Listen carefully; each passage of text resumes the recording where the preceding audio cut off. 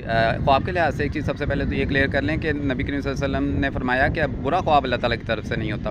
अल्लाह ताला की तरफ से सिर्फ अच्छा पैगाम, अच्छा ख्वाब आता है। बुरा ख्वाब जो है वो शैतानी वसवसा हो सकता है। और उसकी एक और तौजीह भी हमारे पास है कि कुछ लोग कहते हैं जी कि मैंने एक्सीडेंट होता हुआ देखा, मेरा एक्सीडेंट हो गया, मेरी बाजू टूट गई, गाड़ी का नुकसान हो गया, मैंने ख्वाब में देखा।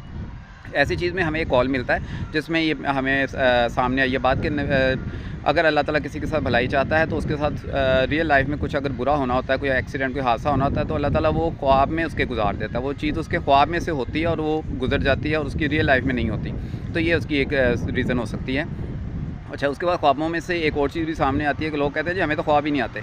अच्छा, ख्वाब ना आने की 2 रीज़न हो सकती हैं। पहली रीज़न ये है कि आपकी नींद बहुत गहरी है, जिसे डेल्टा स्लीप कहते हैं। वो इतनी गहरी नींद होती है कि आपको अपना ख्वाब ना महसूस होता है, ना याद रहता है।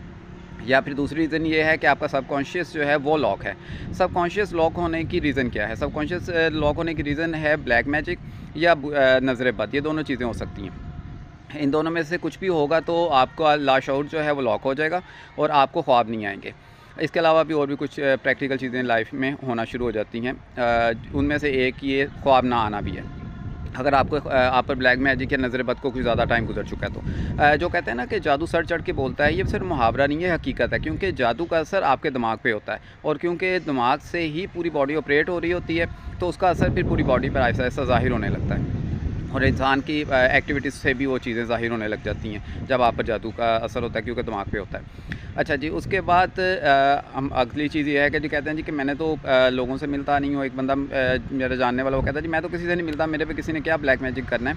अच्छा, उसकी एक रीज़न, मैं उसकी कोई तौजीहात पेश नहीं कर रहा, उसकी एक और सोर्स बता रहा हूँ कि तस्वीर जो है वो अगर आप किसी से मिल नहीं सकते तो बेस्ट सोर्स होता है किसी पर जादू करने के लिए या इवन नज़र बद के लिए भी।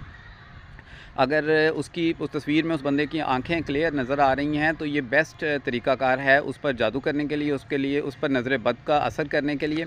तो हमें इन चीज़ों से भी गुरेज़ करना चाहिए। हमारी जो तस्वीरें, चीज़ें जो हैं वो इतनी ज़्यादा नज़र आती हैं तो ये नज़र बद का बहुत बड़ा सोर्स बनती हैं। और नबी करीम सल्लल्लाहु अलैहि वसल्लम की इस पर हदीस मुबारक है कि मेरी तकरीबन आधी उम्र नज़र बद की वजह से कब्रों में जाएगी। तो इन चीज़ों को बहुत सोच समझ के इस्तेमाल करना चाहिए।